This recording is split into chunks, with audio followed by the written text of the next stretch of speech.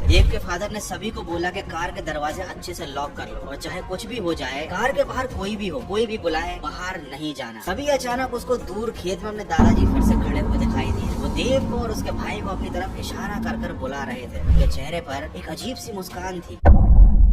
देव अपनी फैमिली के साथ रात के समय जंगल के रास्ते से नैनीताल जा रहा था। रास्ते में उन लोगों की कार खराब हो गई और एक छलावे ने उनको गलत रास्ता दिखाकर अपने जाल में फंसा लिया। अब आगे उनके साथ क्या हुआ ये तो मैं आपको बताऊंगा ही, साथ ही ये भी बताऊंगा कि आखिर ये छलावा होता क्या है और कोई इंसान मरने के बाद छलावा कैसे बन जाता है। हो सकता है आपने छलावे से जुड़ी हुई पहले भी कई कहानियां सुनी हो, जहाँ पर ये छलावा किसी दोस्त या रिश्तेदार का रूप धारण करके अपने शिकार को जाल में फंसाता है और उसको घने जंगल में ले जाता है। लेकिन ये काम तो प्रेत आत्माएं भी कर सकती हैं। छलावा तो इन सबसे कहीं ज्यादा खतरनाक होता है। ये एक ऐसी चीज है जो आपको अपने जाल में इस तरह से फंसाता है कि आपके पास बचकर निकलने का कोई रास्ता नहीं होता। ये किसी का भी रूप ले सकता है, किसी की भी आवाज की नकल कर सकता है और ये कोशिश करता है कि ये अपने शिकार को पानी के पास ले जाए, क्योंकि पानी के पास छलावे की शक्ति बहुत ज्यादा बढ़ जाती है। इसीलिए तो कहते हैं कि कोई नहीं बचाएगा, उसके अलावा अगर जंगल में मिल गया तुमको छलावा। तो कमजोर दिल वाले और डरपोक लोग इस वीडियो को रात में बिल्कुल मत देखना। तो चलिए जानते हैं कि अगर देव की फैमिली के साथ उस रात छलावे ने क्या किया और साथ ही जानते हैं क्या है ये छलावा आज के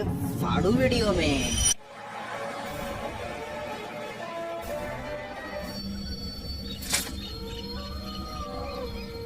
ये घटना है सन 2021 की। देव 5th क्लास में पढ़ता था। वो अपने बड़े भाई वानिज और अपनी फैमिली के साथ वेकेशन पर नैनीताल जा रहा था। रात का समय था। कार उसके फादर ही ड्राइव कर रहे थे। उसके फादर को कार चलाने का बहुत शौक था। वो काफी एक्सपीरियंस ड्राइवर थे। पीछे से वो एक बिजनेसमैन थे, लेकिन जब भी वो किसी ट्रिप पर जाते थे हमेशा वो गाड़ी खुद ही चलाना प्रेफर करते थे। देव का बड़ा भाई वानिज 8th क्लास में पढ़ता था। ये दोनों कार की पिछली सीट पर बैठे हुए थे। देव की फैमिली में उनके दादाजी भी थे, जो अपनी खराब तबीयत के चलते घर में ही रुके थे। वो उन लोगों के साथ नहीं आए थे। रात को करीब 10 बजे थे। ये सब लोग एक ढाबे से खाना खाने के बाद आगे के सफर पर चल दिए। करीब 1 घंटे बाद एक सुनसान और घने जंगल का रास्ता शुरू हुआ। सब कुछ ठीक चल रहा था, लेकिन तभी अचानक देव जोर जोर से चिल्लाने लगा। घर वालों के पूछने पर देव ने बताया कि रास्ते पर उसने सड़क के किनारे दादाजी को देखा। वो हाथ हिलाकर कार को रोकने की कोशिश कर रहे थे, लेकिन घर वालों ने देव को समझा दिया कि दादाजी तो घर पर है। शायद तुमने किसी गाँव वाले को देखा होगा जो दादाजी की तरह ही दिखता होगा, उन्हीं की उम्र का होगा। लेकिन उन लोगों ने इस बात पर बिल्कुल भी ध्यान नहीं दिया कि जहाँ पर देव ने चीखना चिल्लाना शुरू किया था वहाँ पर दूर दूर तक कोई भी गांव नहीं था। यहाँ तक कि सड़क के आसपास एक भी घर नहीं था। हालांकि इस घटना पर ज्यादा किसी ने ध्यान नहीं दिया। समय हो चुका था रात के 11:30 बजे। ये लोग घने और सुनसान जंगल के ठीक बीचों बीच थे और अचानक से उनकी कार खराब हो गई। बार बार स्टार्ट करने पर भी कार चालू नहीं हो रही थी। देव के फादर काफी ज्यादा परेशान हो गए थे। उनके साथ इस तरह की घटना कभी नहीं हुई थी। बीच रास्ते में उनकी कार ने कभी भी उनका साथ नहीं छोड़ा था। तभी अचानक उन लोगों को दूर साइकिल से एक आदमी उनकी तरफ आता हुआ दिखाई दिया। उस आदमी ने कार के पास अपनी साइकिल रोक ली और वो देव के पिता से बात करने लगा। बातों बातों में उसने बताया कि यहाँ दूर दूर तक कोई भी मदद करने नहीं आएगा, लेकिन चूंकि वो एक मैकेनिक है इसलिए वो इस कार को ठीक करने में देव के पापा की हेल्प कर सकता है। इन लोगों के पास उस मैकेनिक की बात को मानने के अलावा कोई और रास्ता था भी नहीं, क्योंकि इनमें से किसी के भी फोन पर नेटवर्क जो नहीं आ रहा था। और ले लो BSNL की SIM. Anyway this video is not sponsored by any SIM brand. उस मैकेनिक ने कार को ठीक करना शुरू कर दिया। सभी लोग काफी रिलैक्स हो गए थे। देव भी बाहर आ गया था और सड़क के किनारे अपने बड़े भाई के साथ खड़े होकर रात को आने वाली ठंडी हवाओं को अपने चेहरे पर वो महसूस कर रहा था। तभी अचानक उसको दूर खेत में अपने दादाजी फिर से खड़े हुए दिखाई दिए। वो देव को और उसके भाई को अपनी तरफ इशारा कर कर बुला रहे थे। उनके चेहरे पर एक अजीब सी मुस्कान थी। देव उनकी तरफ देखता ही रह गया। ऐसा लग रहा था कि वो जो भी था खेत में उसने देव को सम्मोहित कर लिया था। देव के कदम सड़क से नीचे की तरफ बढ़ने वाले थे, तभी उसके भाई ने उसको रोक लिया। उसने फिर अपने घर वालों को बताया कि खेत में मुझे दादाजी खड़े दिखाई दिए थे और वो मुझे अपनी तरफ बुला रहे थे। इस बात को सुनते हुए मैकेनिक जोर जोर से हंसने लगा और उसने कहा कि बेटा वो तो एक छलावा है, उसकी बातों में मत आना। साथ ही उस मैकेनिक ने ये भी बताया कि जंगल में बहुत सारे छलावे हैं और वो जिस रास्ते से जा रहे हैं वो रास्ता काफी ज्यादा लंबा और खतरनाक है। उसने उनको एक शॉर्टकट बताया। आगे से जाकर उन्हें राइट लेने के लिए कहा, जिससे वो बहुत ही जल्द हाईवे से टच हो जाएंगे। क्योंकि देव के फादर पहली बार इस रास्ते पर आए थे, उन्होंने उस मैकेनिक की बात मान ली। कार ठीक हो गई। कुछ पैसे लेकर वो मैकेनिक अपने रास्ते पर चला गया। ये लोग भी अपने रास्ते पर बढ़ने लगे और इन लोगों ने डिसाइड किया कि ये शॉर्टकट का रास्ता लेंगे